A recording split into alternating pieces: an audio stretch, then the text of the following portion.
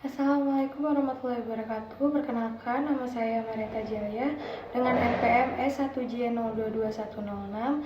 Di sini saya akan mempresentasikan dari komoditi salam atau Syzygium polyanthum dari familia Myrtaceae dengan dosen pengampu Dr. Insinyur Uswatun Nurjana, Master Pertanian. Saya dari Prodi Agroekoteknologi, Fakultas Pertanian Universitas Bengkulu, tahun ajaran 2023. Baik, di sini yang pertama saya akan menjelaskan morfologi akar. Morfologi akar itu dibagi menjadi 3. Yang pertama ada bagian-bagian akar, sifat-sifat akar, serta tugas dari akar itu sendiri. Bagian-bagian akar itu pertama ada leher akar, yang kedua ada ujung akar, yang ketiga ada batang akar, yang keempat cabang-cabang akar, dan yang kelima ada serabut akar, yang keenam rambut-rambut akar, dan yang ketujuh itu tudung akar. Baik, yang kedua ada sifat-sifat akar. Yang pertama, akar itu bagian dari tumbuhan yang berada di dalam tanah. Nah, akar ada yang tumbuh ke arah pusat bumi atau biasa disebut geotropisme, dan ada juga yang tumbuh mengikuti arah air. Itu biasa disebut juga hidrotropisme. Yang kedua, akar itu tidak berbuku-buku dan juga tidak berruas-ruas. Nah, yang keempat, akar itu tumbuh terus panjang, tetapi pertumbuhannya kalah jika dibandingkan dengan batang. Yang kelima, yaitu akar bentuknya meruncing.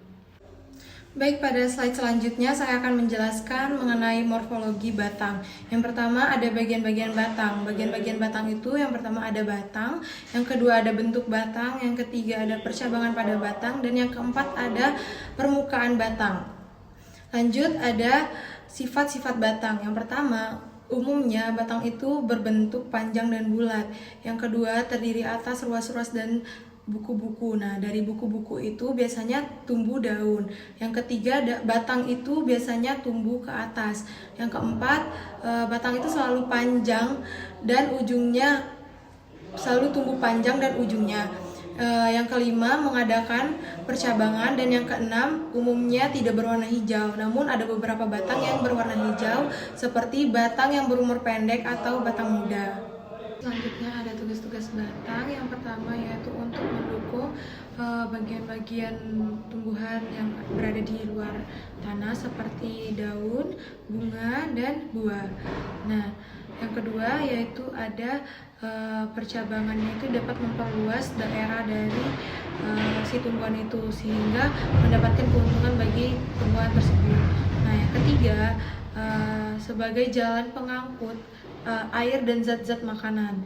Yang keempat, menjadi zat-zat penimbun cadangan makanan. Selanjutnya jenis batang pada tumbuhan salam yaitu termasuk ke dalam jenis batang berkayu atau lignosus. Nah, lalu bentuk batang dari batang salam ini dia mempunyai bentuk yang bulat atau teres, permukaan batang yang sedikit beralur atau salcatus. Arah tumbuhnya yaitu ke atas atau erectus, dan umurnya bisa berumur panjang sampai bertahun-tahun karena dia memiliki batang yang keras. Selanjutnya ada morfologi percabangan batang. Nah, percabangan batang pohon salam ini sendiri memiliki jenis percabangan monopodial yang dimana bentuk batang utama dan cabangnya itu berbeda sehingga mudah untuk dibedakan. Nah, sifat cabangnya ini bersifat sirung panjang dan arah tumbuhnya itu tegak lurus mengikuti arah tumbuh batang. Selanjutnya ada morfologi daun. Nah, di morfologi daun ini kita dapat mengetahui bagian-bagian daun. Yang pertama itu ibu tulang daun. Yang kedua ada ibu tulang cabang tingkat 1. Yang ketiga ada urat-urat daun. Yang keempat ada ibu tulang cabang tingkat 2. Yang kelima ada pangkal daun, dan yang keenam ada ujung daun. Lanjut pada bangun daun pada tumbuhan salam. Nah, bangun daun pada tumbuhan salam itu sendiri memiliki bangun yang berbentuk lonjong atau bulat telur.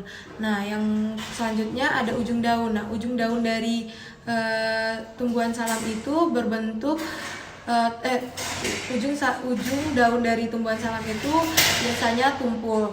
Nah, pangkal daun dari daun salam itu biasanya berbentuk meruncing dan pertulangan daunnya memiliki pertulangan yang menyirip dan tepi daun yang rata atau bertoreh merdeka. Daging daunnya itu termasuk daging yang elastis, sedikit kaku dan tidak lembek. Nah, selanjutnya yaitu morfologi bunga. Nah, bagian bunga itu terdiri dari beberapa bagian seperti tangkai, kepala putih, dasar bunga, kelopak bunga, benang sari, dan tangkai bunga. Nah, bunga salam ini termasuk ke dalam bunga yang sempurna karena dia memiliki semuanya. Nah, fungsi dari bunga itu ada dua. Yang pertama fungsi utamanya itu sebagai organ polinasi dan organ fertilisasi. Yang kedua ada fungsi tambahannya. Nah, fungsi tambahannya itu sebagai propagasi keturunan atau penyebaran. Nah, syarat dari fungsi bunga itu haruslah menari. Morfologi buah di sini. Di morfologi buah ini ada bagian-bagian buah yang terdapat pada buah salam. Yang pertama yaitu tangkai buah, yang kedua daun pelindung, yang ketiga bagian atas karpel, yang keempat itu ada bakal biji, dan yang kelima ada kulit dari buah itu sendiri. Nah, buah salam itu merupakan jenis buah beri-berian karena dia memiliki satu biji dengan ukuran yang hingga 12 mm yang berwarna merah. Selanjutnya ada morfologi biji. Nah, bagian-bagian biji ini ada kulit biji, inti atau isi biji, dan yang ketiga ada tali pusar. Nah, pada tumbuhan salam ini memiliki perkecambahan jenis hipogeal. Tumbuhan salam itu sendiri tidak memiliki organa metamorfa. Nah, tetapi tumbuhan salam itu memiliki manfaat dan kegunaan. Nah, terkhususnya pada daun salam itu sendiri. Yang pertama, daun salam itu dapat menurunkan kadar asam urat. Yang kedua, daun salam itu dapat menurunkan gula darah. Yang ketiga, meningkatkan kesehatan jantung. Dan yang keempat, mencegah hipertensi. Nah, itulah dia presentasi morfologi tanaman salam dari saya. Apabila ada kesalahan, saya mohon maaf. Terima kasih. Wassalamualaikum warahmatullahi wabarakatuh.